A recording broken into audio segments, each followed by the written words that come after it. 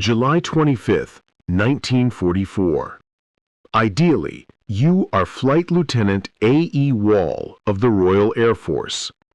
You are flying a de Havilland Mosquito, the wooden wonder. You are confident. You have every right to be. Your aircraft is a masterpiece of speed. It flies so high and so fast that for years it has been virtually untouchable. German interceptors struggle to climb up to you, and when they do, they can't catch you. You are the king of the reconnaissance skies. But today, the laws of physics are about to change. First, you don't see it. You hear it. A sound that shouldn't exist. A high-pitched scream cutting through the roar of your own Merlins. Then, you check your six. Nothing. You check your instruments. Airspeed, 400 miles per hour. Altitude, 29,000 feet. You are safe. And then, it happens. Something passes you. It doesn't just pass you, it humiliates you. It has no propeller. Its wings are swept back like a shark's fins. And it is moving at a speed that your brain struggles to comprehend, over 100 miles per hour faster than your maximum velocity. Flight Lieutenant Wall slams his throttle forward, engaging emergency power. It's useless. The gray ghost vanishes into the clouds as quickly as it appeared. When Wall lands back in Italy, his intelligence report contains a sentence that sends a chill through the Allied High Command. I have seen an aircraft that has no propeller, yet flies faster than anything in the world. The Allies called it the Swallow. The Germans called it the Schwalbe. History knows it as the Messerschmitt 262. It was the world's first operational jet fighter, a weapon so advanced it looked like it had fallen out of a time warp from the future. A weapon that could have, theoretically, wiped the Allied bomber fleets from the sky and bought the Third Reich a stalemate. But the story of the Me 262 is not just about speed. It is a tragedy of engineering brilliance crushed by political madness. It is the story of how Nazi Germany built the ultimate weapon and then destroyed it from the inside. This is the terrifying truth about Hitler's secret jet. To understand why this machine was so dangerous, we have to go back 14 months to a crisp morning in May 1943. The man standing on the tarmac is General Galland. He is the general of the fighter arm, a combat ace with 104 victories. He is cynical, pragmatic, and he is tired of promises. He has seen too many wonder weapons fail. Today, Willy Messerschmitt has invited him to test a prototype, the ME 262 V4. Galland climbs into the cockpit. It feels different. There is no massive engine nose blocking his view. He sits forward, low, encased in glass. The startup procedure is delicate. If you push the throttle too fast, the engines will catch fire. Galland is careful. The twin Jumo 004 turbojets whine to life. He releases the brakes. In a propeller plane, takeoff is a violent struggle against torque. The engine tries to twist the plane sideways. But here, nothing. Just a smooth, relentless surge of power. Galland is airborne, and immediately he realizes everything he knows about flying is obsolete. There is no vibration, no deafening roar of pistons, just the wind and the high-pitched whistle of the turbines. He pushes the throttle. 400 miles per hour, 450 miles per hour, 500 miles per hour, 540 miles per hour. He is flying 120 miles per hour faster than the best fighter currently in service. When he lands, the engineers rush to the plane. Willy Messerschmitt asks him, "Herr Galland, what did it feel like?" Gallant removes his flight helmet, looks at the trembling engineers, and delivers one of the most famous quotes in aviation history. Es war, als wenn ein Engel schiebt. It was as if angels were pushing. Gallant knows immediately, this is it. This is the only thing that can stop the thousands of American bombers turning German cities into rubble. He sends a telegram to the High Command. The Me-262 must be produced immediately. We need nothing else. Cancel the propeller fighters. Build this. It seemed simple. Germany had the technology. They had the test pilots. They had the need. But they also had Adolf Hitler.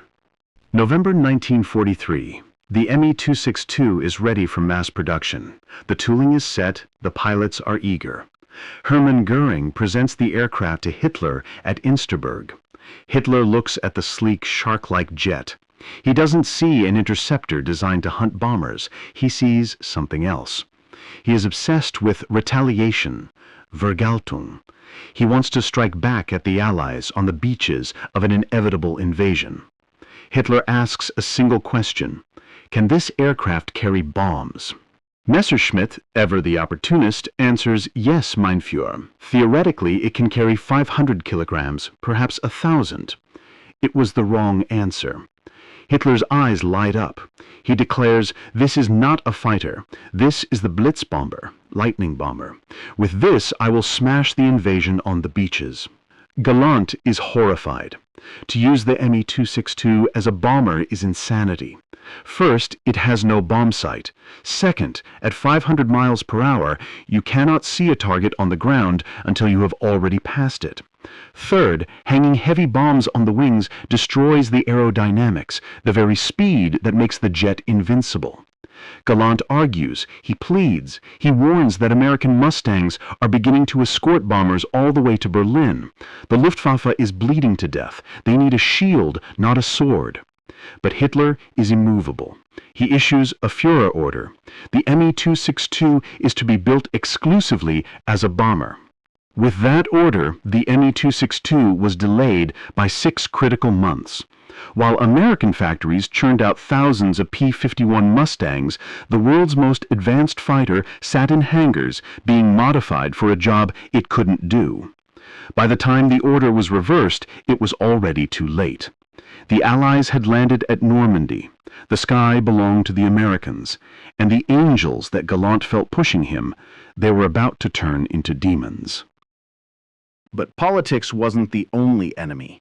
The Me-262 had a mechanical heart that was as fragile as it was revolutionary, the Junkers Jumo 004 engine. Building a jet engine requires rare, heat-resistant metals, nickel, chromium, molybdenum. Without them, the turbine blades will melt under the extreme heat of combustion. But by 1944, Germany was cut off from the world's supply of rare metals. German engineers had to improvise. They made the turbine blades hollow and pumped cold air through them to keep them from melting. It was a brilliant solution, but it wasn't enough. A modern jet engine can fly for thousands of hours before an overhaul. The Jumo 004, it had a service life of 10 to 25 hours. Think about that. After just 10 hours of flight, maybe 3 or 4 missions, the engines had to be ripped out and replaced. And for the pilot, the engines were a ticking time bomb. The throttle response was agonizingly slow.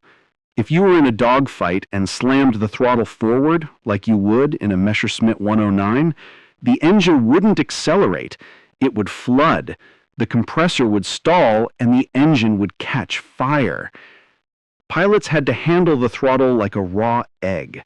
Gentle, slow. Imagine trying to be gentle when 3 P-51 Mustangs are diving on your tail, firing .50 caliber machine guns. This was the paradox of the Me-262.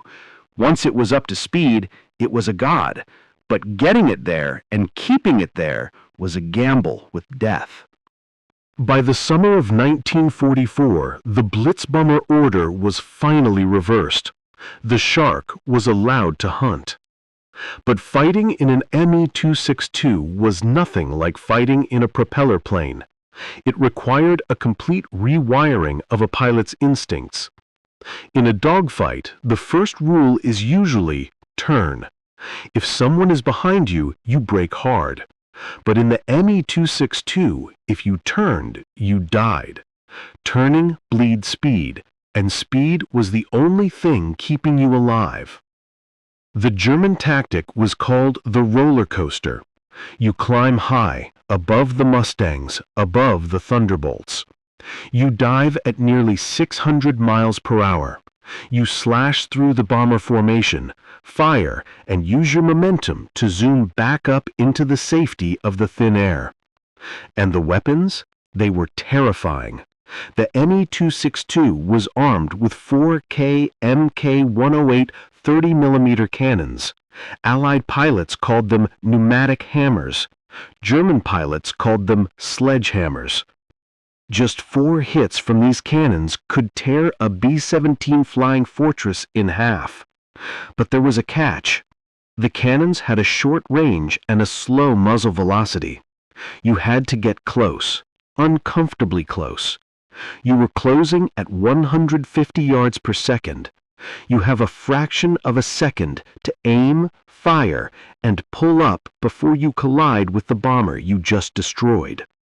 For the few veteran aces left, men like Heinz Baer or Franz Schall, it was a turkey shoot. But for the young, inexperienced pilots thrown into the cockpit, it was suicide. The Allies were stunned by the jet, but they weren't stupid. They knew they couldn't catch the Me-262 in the air, so they decided to catch it where it was helpless. They developed a ruthless tactic: rat catching. American P-51 and Tempest pilots began patrolling directly over the German jet airfields, places like Akmar, Rhein, and Lechfeld. They watched. They waited. The Me-262 had a fatal weakness. It needed a long concrete runway to take off and land, and during those moments, low on fuel, slow, with wheels down, the Shark was nothing more than a sitting duck.